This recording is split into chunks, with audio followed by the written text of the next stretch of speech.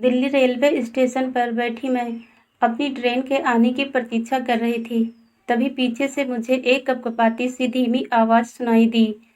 कुछ पैसे दे दो बिटिया, कल से कुछ नहीं खाया, बड़ी भूख लगी है। मैंने पीछे मुड़कर देखा तो एक बूढ़ी भिखारिन हाथ फैलाए खड़ी थी।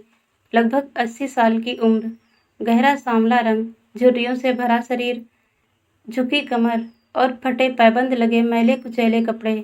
साधारणतया मैं किसी भिखारी को पैसे देने में विश्वास नहीं रखती, अपितु उन्हें भरपेट भोजन कराने में अधिक विश्वास रखती हूँ, क्योंकि मुझे लगता है कि किसी भी भूखे को भोजन कराना ज़्यादा श्रेयकर है।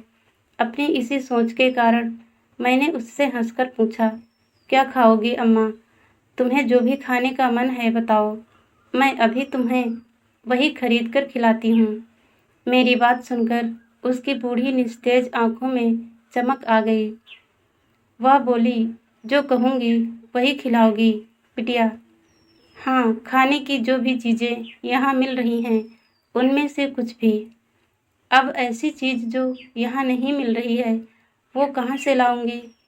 कहकर मैं हंस पड़ी।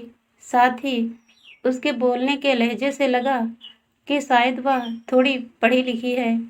थोड़ा सोचकर वह बूढ़ी भिखारिन सामने फूड प्लाजा की ओर इशारा कर मुझसे बोली, मुझे चीज़ पिज्ज़ा खाना है क्या? कहकर मैं चौंक पड़ी। हाँ बिटिया, मुझे पिज्ज़ा बहुत पसंद है। पिछले कई सालों से पिज्ज़ा नहीं खाया। ठीक है, चलो। कहकर मैंने अपना सामान साथ लिया और उस भिखारिन के साथ सामने फूड प्लाजा में चली गई। मैंने उसके लिए चीज़ पिज्ज़ा मंगाया और वहीं कुर्सी पर बैठ गई। वह बुढ़िया भी वहीं ज़मीन पर बैठ गई। मैंने उसकी ओर देखा। उसका चेहरा खुशी से चमक रहा था और पिज्ज़ा खाने की बेचैनी उसकी आंखों में साफ देखी जा सकती थी। मैंने उससे पूछा, कहाँ की रहने वाली हो अम्मा?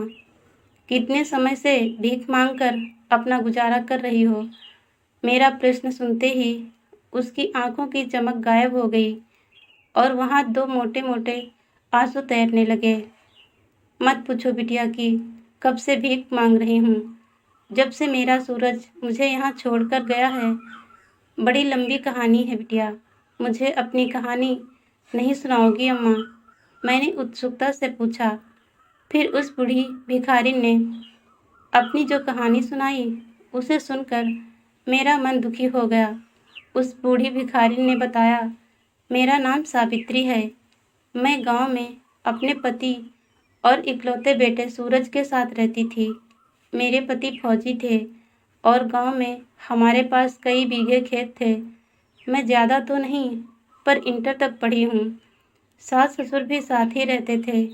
मेरे पति फौजी में रिटायर होने के बाद गांव आकर खेती बाड़ी करने लगे थे। हमारे पास किसी तरह की कोई कमी नहीं थी। घर में गाय भैंस व खेती के लिए ट्रैक्टर इत्यादि सब था। हमारा बेटा सूरज पढ़ाई के बाद नौकरी के लिए मुंबई चला गया। वह बीच बीच में घर आया करता था। सब कुछ अच्छा चल रहा था। मेरे पति को घूमने का बहुत शौक था और अक्सर हम पति पत्नी कहीं कहीं घूमने चले जाया करते थे। जब हम घूमने जाते तो मेरे पति मुझे पिज्ज़ा ज़रूर खिलाते। अगले कुछ सालों में सास ससुर की मृत्यु हो गई थी। फिर भी मैं अपने पति के साथ खेती बाड़ी सब संभाल लेती थी। पर एक दिन मेरे पति ने भी इस दुनिया से विदा ले ली थी। अब गांव में मैं अकेली रह गई थी। मैंने सूरज से कई बार गांव आने को कहा था, पर उसे मुंबई की तेज भागती दौड़ती जिंदगी ही रास आने लगी थी। धीरे धीरे सूरज का गांव आना बहुत कम हो गया था। उसने मुंबई में ही अपनी पसंद की लड़की से विवाह कर लिया और मुझे बताने की ज़रूरत भी नहीं समझी थी। मैंने अकेले खेती बाड़ी कितना संभालती, इसमें भी मुझे घाटा लगने लगा था। मैं उस दिन बहुत रोई थी जब मुझे अपनी गाय और भैंस को बेचना पड़ा। फिर करीब 2 साल पहले एक दिन सूरज का खत आया कि वह मुझे मुंबई ले जाने के लिए आने वाला है। मेरा मन खुशी से झूम उठा था कि अब मैं कुछ दिन बेटे बहू और नन्हे पोते के साथ रह पाऊंगी। मैं सूरज की बेसब्री से प्रतीक्षा करने लगी। कुछ दिनों बाद सूरज आया। मेरी आंखें अपने लाल को देखकर भर गई। थोड़ी देर बाद सूरज ने कहा कि वह गांव के सारे खेत बेचना चाहता है क्योंकि उसे मुंबई में एक फ्लैट खरीदना है। यह सुनकर मैं सोच में पड़ गई।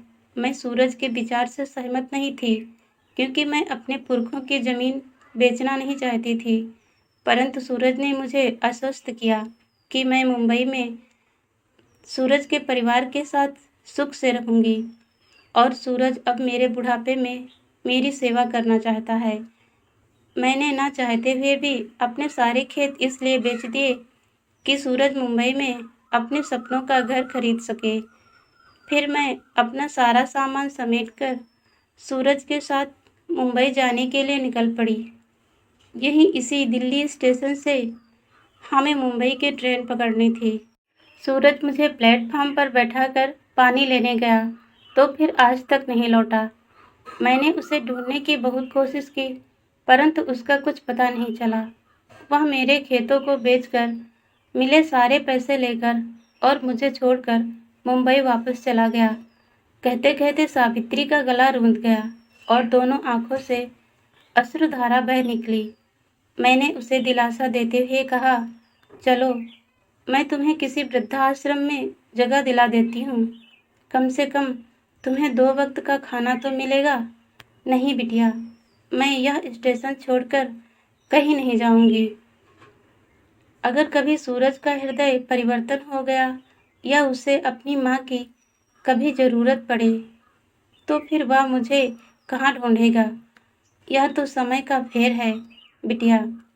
समय से पहले और किस्मत से ज़्यादा किसी को नहीं मिलता। इस दुनिया में समय ही सबसे बलवान है। समय अच्छा तो सब कुछ अच्छा और यदि समय खराब तो किस्मत मेरी जैसी। कहकर सावित्री ने अपने आंसू पोंछ लिए। अब तक सावित्री के लिए पिज्ज़ा बनकर आ गया और वह जल्दी जल्दी पिज्ज़ा अपने मुंह में ठूसने लगी। अरे अम्मा, आराम से स्वाद लेकर खाओ और ये लो कुछ पैसे, फिर जब पिज्ज़ा खाने का मन करे तो खा लेना। कहते हुए कुछ रुपए सावित्री के हाथों पर रख दिए। जुग जुग जियो बिटिया। सावित्री के मुंह से आशीर्वाद सुनकर मेरी भी आंखें भर आई। कभी भी भिखारियों को पैसे ना देने वाली मैं ना जाने क्यों आज अपने उसूल तोड़कर खुश थी। पिज्ज़ा खाने के बाद सावित्री के चेहरे पर सुकून देखकर मुझे कितनी आत्मसंतुष्टि मिली, मैं शब्दों में व्यक्त नहीं करती। परंतु सूरज जैसे खुदगर्ज बेटे का विचार मेरे मन को बोझिल कर गया। इस बोझिल मन के साथ मैं अपनी ट्रेन पकड़ने प्लेटफार्म की ओर चल पड़ी। दोस्तों, आप सभी मेरे चैनल को लाइक, शेयर और सब्सक्राइब कीजिए और आप सभी को कहानी कैसी लगी कमेंट में ज़रूर बताएं। वीडियो देखने के लिए आप सभी का बहुत बहुत धन्यवाद।